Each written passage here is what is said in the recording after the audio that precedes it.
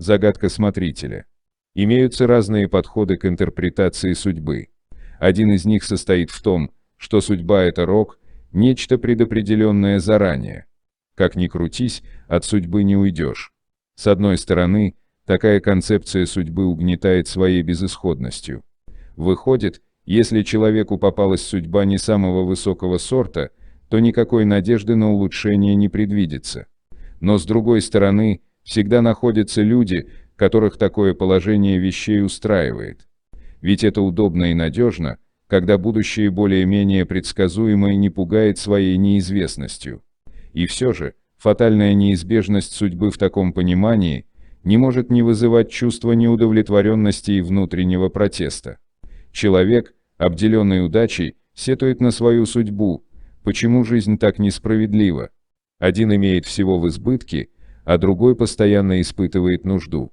Одному все дается легко, а другой крутится, как белка в колесе, и все безрезультатно. Одного природа наделяет красотой, умом и силой, а другой, непонятно за какие грехи, всю жизнь носит на себе ярлык второго сорта. Отчего же такая несправедливость?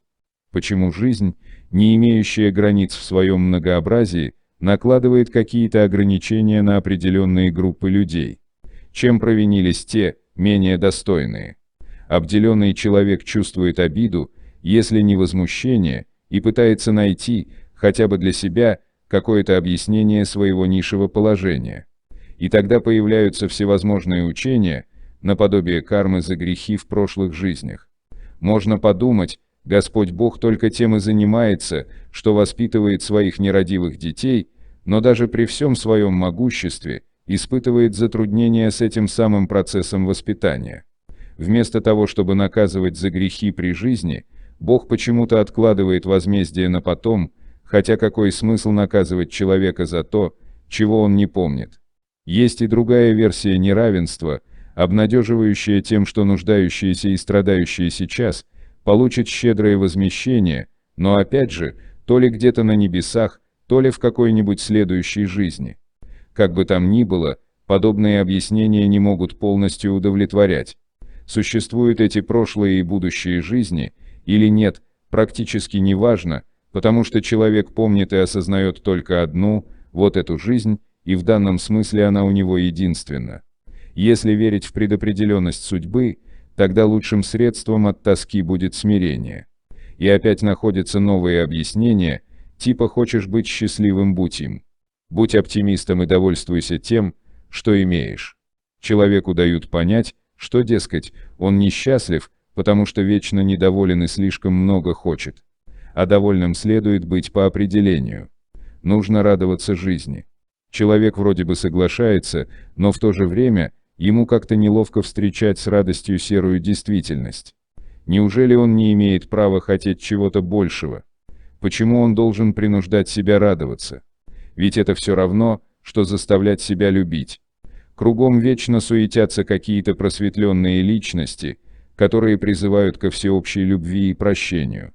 Человек может натянуть на себя эту иллюзию, как одеяло на голову, чтобы напрямую не сталкиваться с суровой реальностью, и ему в самом деле становится легче. Но в глубине души человек так и не может постичь, почему он должен заставлять себя прощать тех, кого он ненавидит, и любить тех, кому он равнодушен. Какой ему от этого прок? Какое-то получается не естественное, а вымученное счастье. Как будто радость должна приходить не сама, а нужно ее из себя выдавливать, словно пасту из тюбика. Конечно, находятся люди, которые не верят в то, что жизнь настолько скучна и примитивна, что сводится к одной предопределенной судьбе. Они не хотят довольствоваться тем, что имеют, и предпочитают радоваться достижениям, а не данному. Для таких людей имеется другая концепция судьбы. Человек сам кузнец своего счастья. Ну а за счастье, как известно, надо бороться. А как же иначе? Знающие люди скажут, что ничего так просто не дается. Казалось бы, факт неоспоримый: если не желаешь принимать счастье таким, как оно тебе дано, значит надо работать локтями и добиваться своего. Поучительные истории свидетельствуют о том, как герои мужественно сражались и самоотверженно трудились день и ночь, преодолевая немыслимые препятствия. Только пройдя через все тяготы и лишения, герои завоевывали свое место под солнцем. Но и здесь не все ладно. Сражаются и трудятся миллионы, а подлинного успеха добиваются лишь единицы. Можно всю жизнь потратить на отчаянную борьбу за место под солнцем, но так ничего и не добиться. Что же она, эта жизнь, такая жестокая и несговорчивая? Какая это тягостная необходимость бороться с миром и добиваться своего? А если мир не подается, значит необходимо бороться с собой. Если ты такой бедный, больной, некрасивый, несчастный, значит, сам виноват. Ты сам несовершенен, а потому обязан измениться. Человек ставится перед фактом, что он изначально представляет собой скопление недостатков и пороков, над которыми надо усиленно работать. Унылая картина, не правда ли? Выходит, если человеку сразу не повезло, и он не родился богатым и счастливым, тогда его удел либо смиренно нести свой крест, либо всю жизнь посвятить борьбе. Как-то не лежит душа радоваться такой жизни. Неужели во всей этой безысходности нет никакого просвета? И все же, выход имеется.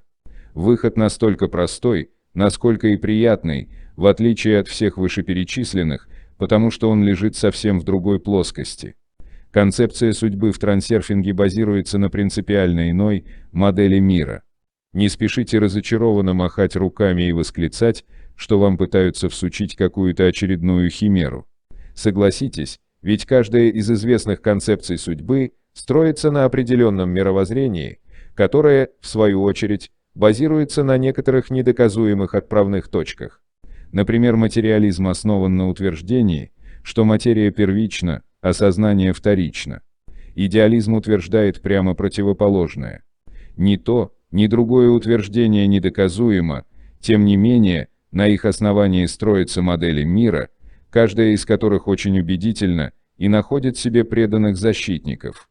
Каждое направление в философии, науке и религии объясняет этот мир по-своему, и каждое направление по-своему право и неправо. Мы никогда не сможем описать совершенно точно абсолютную истину, потому что понятия, которыми мы пользуемся, сами по себе относительны. В известной притче о 3 слепцах рассказывается, как один из них ощупал хобот слона, другой ногу, третий ухо, а затем каждый вынес свое суждение о том, что из себя представляет слон. Поэтому доказывать, что одно описание единственно верно, а другое нет, совершенно бессмысленно. Главное, чтобы это описание работало. Вам, наверное, знакома известная идея о том, что реальность есть иллюзия, которую создаем мы сами. Хотя никто никогда толком не объяснил, откуда эта иллюзия берется и как получается. Выходит, все мы смотрим кино. Это, конечно, весьма сомнительно, но в определенном смысле доля истины здесь есть. Существует и другое мнение, что все совсем наоборот, материальный мир является лишь механизмом, действующим по жестким законам, и наше сознание здесь ничего определять не может. И в этом тоже есть неоспоримая доля истины. Но человеческий разум так устроен, что стремится иметь под ногами твердую почву, лишенную неоднозначности. Так и хочется разгромить в пух и прах одну теорию и возвести на пьедестал другую, чем, собственно, и занимаются ученые на протяжении тысячелетий.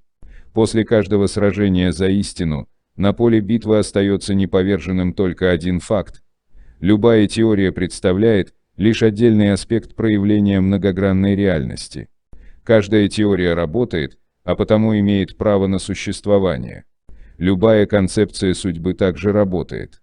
Если вы для себя решили, что судьба – это что-то предопределенное, чего вы не в состоянии изменить, значит так и будет.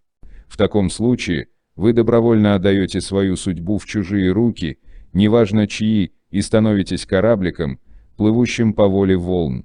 Если же вы считаете, что сами творите свою судьбу, тогда вы сознательно берете ответственность за все, что происходит в вашей жизни, на себя. Вы боретесь с волнами, пытаясь управлять своим корабликом. Обратите внимание, что происходит, ваш выбор всегда реализуется. Что выбираете, то и получаете. Какое бы мировоззрение вы ни выбрали, правда будет на вашей стороне, а другие будут с вами спорить именно потому, что и они тоже правы. Если какой-либо феномен проявления реальности взять в качестве начала отсчета, то есть считать его отправной точкой, тогда из него можно вывести целую отрасль знания. И это знание будет внутренне непротиворечивым и будет с успехом отражать одно из проявлений реальности.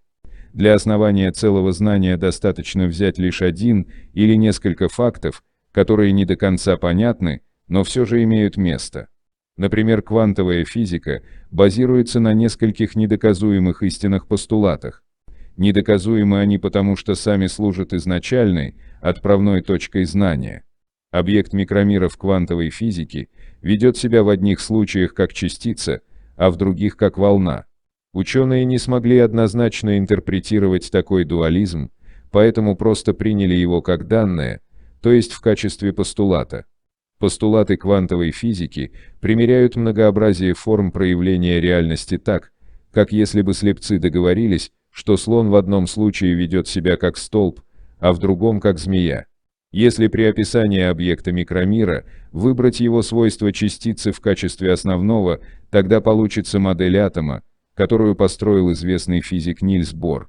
В данной модели электроны вращаются вокруг ядра, наподобие планет в Солнечной системе. Если же в качестве основного свойства выбрать волну, тогда атом превратится в суперпозицию волн. Как одна, так и другая модель работает, отражая отдельные формы проявления реальности. Опять выходит, что мы получаем то, что выбираем. Вообще любое проявление может служить постулатом, отправной точкой отрасли знания, которая безусловно будет работать и иметь право на существование. В своей погоне за истиной люди всегда стремились понять природу мира, изучая его отдельные аспекты. Массивы научных знаний создавались как описание и объяснение тех или иных природных явлений. Так возникли отдельные отрасли знания, часто вступающие между собой в противоречие. Природа мира едина, но постоянно демонстрирует разные обличия. Не успеют люди как следует рассмотреть и объяснить одно лицо, как тут же появляется другое, которое никак не согласуется с предыдущим. Ученые делают попытки объединить различные проявления реальности, чтобы устранить противоречия, однако это с трудом удается. Имеется лишь один единственный, не подлежащий сомнению факт, который объединяет и примиряет все отрасли знания многообразия и многогранность форм проявления реальности. Многовариантность нашего мира является его первейшим фундаментальным свойством. Увлеченные попытками объяснить отдельные проявления, приверженцы различных отраслей знания почему-то обходят стороной именно данный факт. В самом деле, казалось бы, что отсюда еще можно извлечь. Многовариантность служит началом отсчета, подобно нулю на координатной сетке. Любые отправные точки различных отраслей знания по отношению к нему вторичны. Однако на саму изначальную точку не обращают внимания, словно она не несет в себе никакой информации. И тем не менее, информация имеется, причем весьма удивительная. Для разрешения загадки смотрителя мы возьмем в качестве отправной точки именно свойство многовариантности. Другими словами, примем в качестве постулата тот факт, что реальность имеет бесконечное многообразие форм проявления. Несмотря на общий характер нашего постулата, вы убедитесь, насколько интересное и неожиданное знание он открывает. Начнем с того, что формы проявления реальности должны иметь источник, откуда берется все это многообразие. Где записаны все законы нашего мира? Наш мир проявляет себя как движение материи в пространстве и времени. Это движение подчиняется определенным законам. Как вы знаете, точки располагаются на графике функции в соответствии с определенной математической формулой. Можно сказать, что законом движения точки на графике является формула функции. Но формулы, как и законы, это абстрактные изобретения человеческого разума, созданные для удобства понимания. Весьма маловероятно, что природа где-то хранит все эти формулы. Каким еще образом можно хранить расположение точек на графике? Конечно, в виде бесконечно большого массива координат всех точек. Емкость памяти человека ограничена и не может справиться с бесконечностью. Но для природы бесконечность не проблема. Ей нет необходимости обобщать расположение и движение точек на графике в виде формулы. Если разбить линию функции на бесконечно малые точки, тогда каждую точку можно рассматривать как причину, а идущую за ней как следствие. В результате, любое движение материальной точки в пространстве и времени можно представить в виде бесконечно длинной непрерывной цепочки, бесконечно малых причин и следствий. В своем знании мы представляем движение материи в виде закона, а в природе это движение заложено в натуральной форме, как бесконечное множество причин и следствий. Грубо говоря, данные о всех возможных точках движения материи хранятся в неком поле информации, которое мы будем называть пространством вариантов. Оно содержит информацию обо всем, что было, есть и будет. Пространство вариантов представляет собой вполне материальную информационную структуру. Это бесконечное поле информации, содержащее все возможные варианты любых событий, которые могут произойти. Можно сказать, в пространстве вариантов есть все. Мы не будем гадать, каким образом эта информация хранится для наших целей, это не имеет значения. Важно лишь то, что пространство вариантов служит шаблоном, координатной сеткой любого движения материи в пространстве и времени. В каждой точке пространства существует свой вариант того или иного события. Для облегчения понимания будем считать, что вариант состоит из сценария и декораций. Декорации – это внешний вид или форма проявления, а сценарий – путь, по которому движется материя. Для удобства можно разбить пространство вариантов на секторы. Каждый сектор имеет свой сценарий и декорации. Чем больше расстояние между секторами, тем сильнее различия в сценариях и декорациях. Судьба человека также представлена множеством вариантов. Теоретически не существует никаких ограничений на сценарии и декорации судьбы человека, поскольку пространство вариантов бесконечно. Любое малозначительное событие может повлиять на поворот судьбы. Жизнь человека, как и любое другое движение материи, представляет собой цепочку причин и следствий. Следствие в пространстве вариантов всегда расположено близко по отношению к своей причине. Одно следует за другим, поэтому секторы судьбы выстраиваются в линии жизни. Сценарии и декорации секторов на одной линии жизни более-менее однородны. Жизнь человека течет размеренно по одной линии до тех пор, пока не происходит событие, меняющее сценарии и декорации. Тогда судьба делает поворот и переходит на другую линию жизни. Представьте, что вы посмотрели спектакль. На следующий день вы снова пришли в театр на тот же спектакль, но он шел уже в других декорациях. Это близко расположенные линии жизни. В следующем театральном сезоне вы увидели спектакль с теми же актерами, но уже со значительными изменениями в сценарии. Эта линия жизни расположена уже дальше. И, наконец, посмотрев ту же постановку в другом театре, вы увидели совсем иную интерпретацию пьесы. Эта линия жизни уже совсем далеко от той, первой. Реальность проявляет себя во всем многообразии именно потому, что число вариантов бесконечно. Любая отправная точка выливается в цепочку причинно-следственных связей. Выбрав начало отсчета, вы получаете ту или иную форму проявления реальности. Можно сказать, что реальность разворачивается по линии жизни в зависимости от выбранной точки отсчета. Вы получаете то, что выбираете. Вы имеете право выбирать именно потому, что бесконечность вариантов уже существует. Вам никто не запрещает выбрать себе судьбу по душе. Все управление судьбой сводится только к одной простой вещи – сделать выбор. Трансерфинг отвечает на вопрос, как это делать.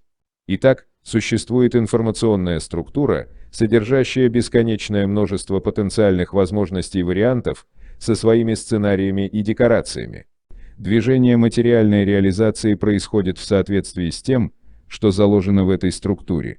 Процесс движения материи через пространство вариантов можно продемонстрировать в виде следующего мысленного эксперимента. Представьте себе трубку с водой. Вдоль трубки медленно перемещается охлаждающее кольцо так, что вода быстро замерзает только внутри кольца. Получается, кристалл льда перемещается по трубке с водой. Молекулы воды остаются примерно на одних и тех же местах в относительно свободном состоянии. В момент прохождения кольца молекулы внутри него фиксируются в замороженном кристалле определенной структуры, а потом вода в этом месте снова оттаивает, и молекулы освобождаются. Сам кристалл не двигается. Другими словами, в данном случае лед в воде не плывет. Перемещается не сам кристалл льда в трубке с водой, а структура, то есть замороженное состояние. По аналогии, вода в трубке – это пространство вариантов, а кристалл льда – материальная реализация вариантов. Молекулы – это люди, а их положение в структуре кристалла реализуется как вариант судьбы. Нет однозначного ответа на вопрос, аналогом чего является охлаждающее кольцо. Другими словами, каким образом и почему информационная структура превращается в материю. В микромире материя может проявлять себя как сгусток энергии. Известно, что в вакууме постоянно происходит рождение и аннигиляция микрочастиц. Материя как бы есть, но в то же время она не имеет собственно материальной субстанции. Ясно лишь одно: то, что можно потрогать, имеет под собой неосязаемую энергетическую основу. Надеюсь, я вас не очень утомил физикой. Пока что мы находимся только в отправной точке трансерфинга. Но то, о чем вы узнаете из этой книги, может вас в определенной степени шокировать. Поэтому мне неизбежно приходится приводить хоть какое-то теоретическое обоснование, чтобы разум не терял почву под ногами. Так что прошу вас набраться еще немного терпения. Морская волна может служить еще одной аналогией, иллюстрирующей реализацию в пространстве вариантов. Допустим, в результате землетрясения в море образовалась волна. Она перемещается по поверхности моря в виде горба, но сама вода при этом остается на месте. Двигается не масса воды, а реализация энергетического потенциала. Только возле берега вода выплескивается на сушу. Так же ведут себя и любые другие волны. В данной аналогии море – это пространство вариантов, а волна – материальная реализация. Что же получается? С одной стороны, материальная реализация движется в пространстве и времени, а с другой, варианты остаются на месте и существуют вечно. Выходит, все было, есть и будет. А собственно, почему бы и нет? Время на самом деле так же статично, как и пространство. Течение времени ощущается только тогда, когда крутится кинопленка, и кадры следуют друг за другом. Разверните кинопленку и посмотрите на все кадры вместе. Куда подевалось время? Все кадры существуют одновременно. Время статично до тех пор, пока мы не начинаем просматривать последовательно кадр за кадром. В жизни происходит именно так, поэтому в нашем сознании глубоко устоялась идея о том, что все приходит и уходит. На самом деле все, что записано в поле информации, было там всегда и всегда останется. Линии жизни существуют как киноленты. То, что прошло, не исчезло, а осталось. То, что еще только будет, есть уже сейчас. Текущий отрезок жизни – это материальная реализация пространства вариантов на данном отрезке линии жизни.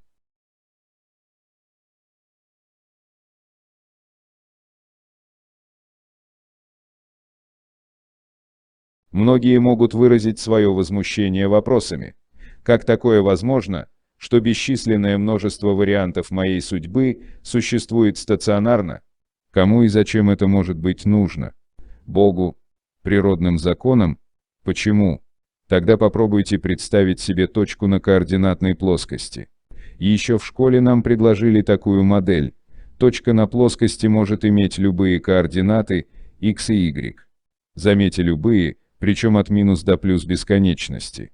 Почему же никому в голову не приходит задать вопрос, почему точка может иметь любые координаты? А теперь вообразите себе, как точка проходит по линии функции и удивляется, как это может быть, что мой пройденный путь существовал всегда и всегда останется? А как это может быть, что путь, который мне еще только предстоит пройти, был уже предначертан? Но вы-то смотрите на путь точки сверху, поэтому для вас тут нет ничего удивительного. Пространство вариантов служит шаблоном, оно определяет, каким образом должна проявлять себя материальная реализация. Представьте себе темный лес и человека с фонариком. Человек идет по лесу и освещает вокруг себя небольшой участок. Реализация проявляется как пятно света. Весь темный лес — это пространство вариантов, а освещенный участок — реализация варианта на данном участке. Что же служит подсветкой? Другими словами, что зажигает, то есть материализует вариант шаблона? Для ответа на этот вопрос нам придется выбрать еще одну отправную точку. В наше время уже не подлежит сомнению тот факт, что мысли материальны. Реальность показывает нам себя в двух формах. С одной стороны, бытие определяет сознание, а с другой имеются неоспоримые подтверждения обратного. Мысли являются не только мотивом к действиям человека, но и оказывают прямое воздействие на окружающую реальность. Например, наши худшие ожидания, как правило, сбываются. Конечно, можно спорить, что здесь имеет место не материализация мыслей, а предчувствие грядущих неприятностей. Действительно, в паранормальных явлениях много неясного и неоднозначного. Но это не значит, что данную форму проявления реальности можно игнорировать. Имеется множество фактов, подтверждающих непосредственное влияние мыслей на окружающую действительность. Так или иначе, сознание человека формирует его судьбу. Во всей книге речь идет именно о том, каким образом все это происходит. В качестве отправной точки мы возьмем следующее утверждение. Излучение мысленной энергии индуцирует материальную реализацию варианта. Мы вполне вправе это сделать, поскольку реальность проявляет себя и в такой форме, в которой сознание определяет действительность. Подтверждением тому служат не только факты из обыденной жизни, но и опыты в квантовой физике. Для нас не имеет принципиального значения сам механизм взаимодействия мысленного излучения с пространством вариантов. До сих пор остается неясным, каким образом идет процесс передачи информации, на энергетической или какой-то другой основе. Для удобства мы будем просто полагать, что излучение мысленной энергии подсвечивает определенный сектор пространства вариантов, в результате чего вариант получает свое материальное воплощение. Излучение, так же как и сектор, имеет определенные параметры. Мысленное излучение находит свой сектор, вариант реализуется, и таким образом получается, что сознание определяет действительность. Не следует только забывать о том, что это лишь одна из форм проявления реальности. Невозможно просто сидеть и одним лишь созерцанием формировать свою реальность. Хотя имеются люди, которые могут в буквальном смысле выполнять материализацию предметов из воздуха. Но таких единицы, и они не афишируют свои способности. И все же, мысли оказывают такое же сильное влияние на судьбу человека, как и его конкретные поступки. Люди привыкли к тому, что поступки влекут за собой видимые и легко объяснимые последствия. Влияние мыслей проявляется незаметно, а потому необъяснимо и непредсказуемо. Может показаться, что установить наглядную причинную связь между мыслями и последующими событиями довольно трудно. Но вскоре вам предстоит убедиться, что мысли человека формируют реальность совершенно непосредственным образом. Человек получает то, что сам выбирает. Кто-то может возразить, выходит, что эти моря, горы, планеты, галактики все является продуктом моего мысленного излучения. Человеку иногда свойственно считать себя центром Вселенной. На самом деле, он занимает лишь крошечную нишу в этом мире.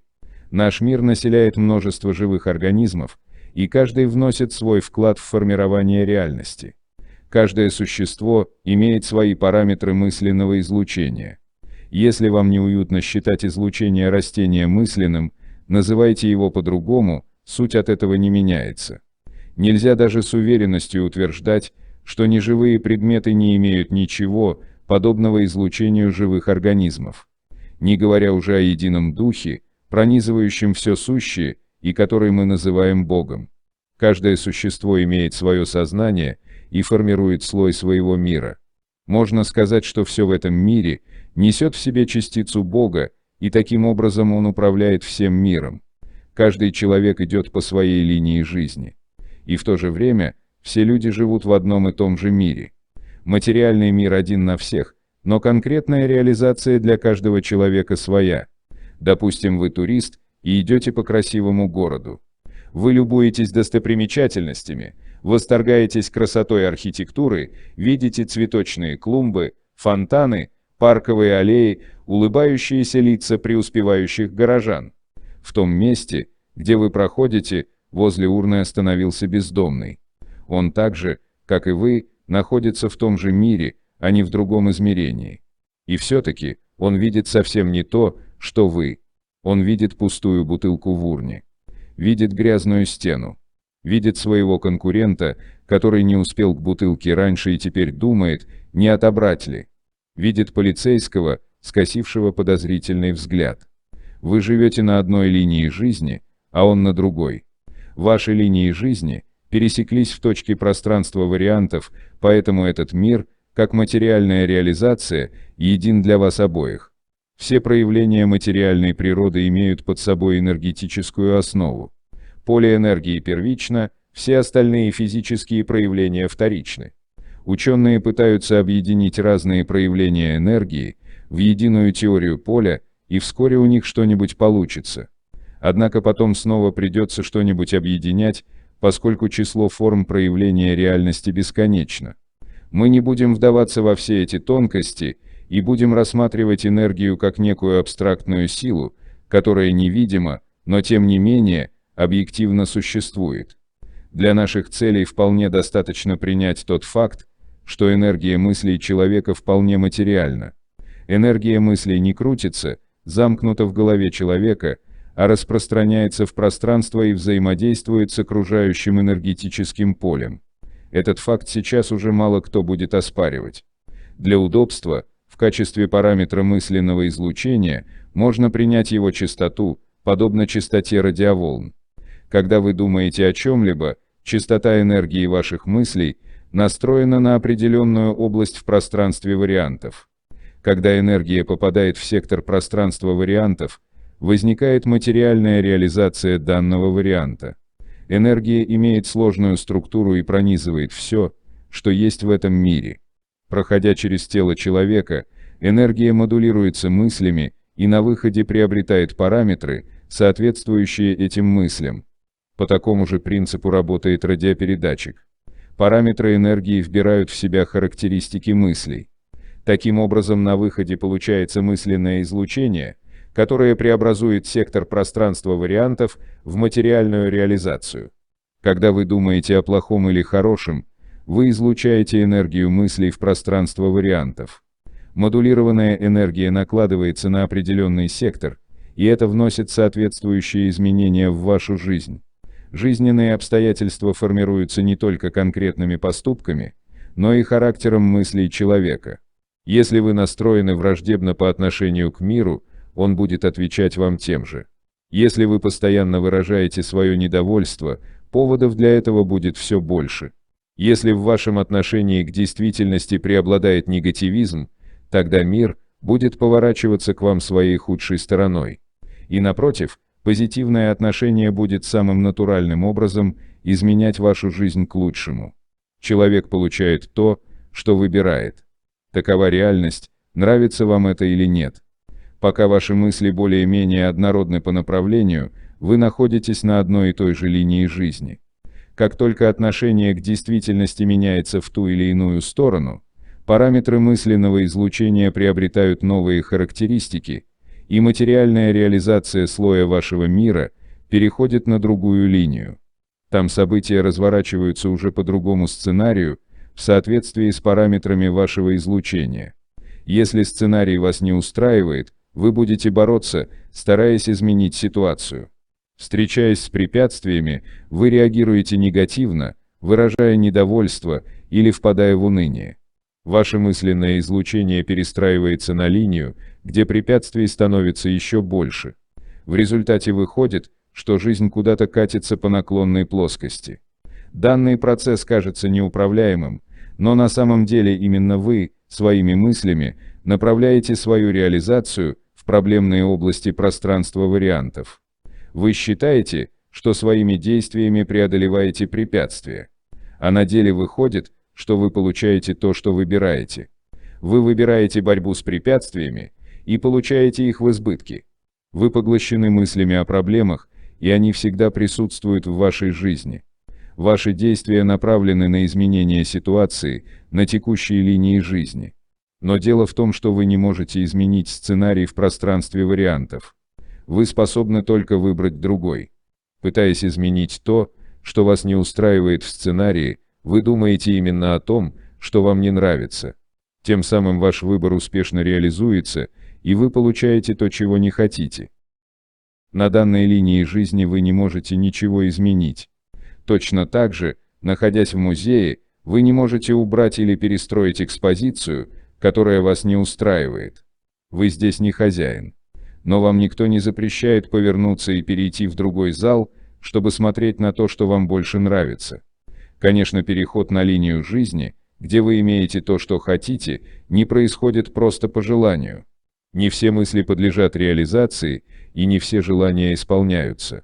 И дело здесь не в содержании мыслей, а в их качестве. Просто мечта или желание – это еще не выбор. Мечты не сбываются. Необходимо выполнять определенные условия, о которых вы узнаете, прочитав эту книгу. В пространстве вариантов имеется бесконечное множество линий судьбы для каждого человека. У нас нет основания обижаться на свою судьбу, потому что нам дано право выбирать. Наша проблема лишь в том, что мы не умеем это делать. Мир проявляет себя во всем многообразии, он как будто создан для того, чтобы угождать на любой вкус.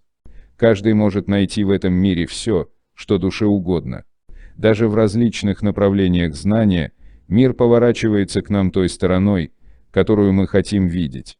Например, идеализм утверждает, что мир – это иллюзия, и мир соглашается. Материализм утверждает обратное, и мир опять не имеет ничего против. Люди ссорятся между собой, навязывая друг другу свое отношение к миру, а мир показывает, что все они правы. Но разве это не замечательно? Пространство вариантов – это так называемые иллюзии, а материальная реализация – это то, что понимается под материальным миром. Мы всегда получаем то, что выбираем.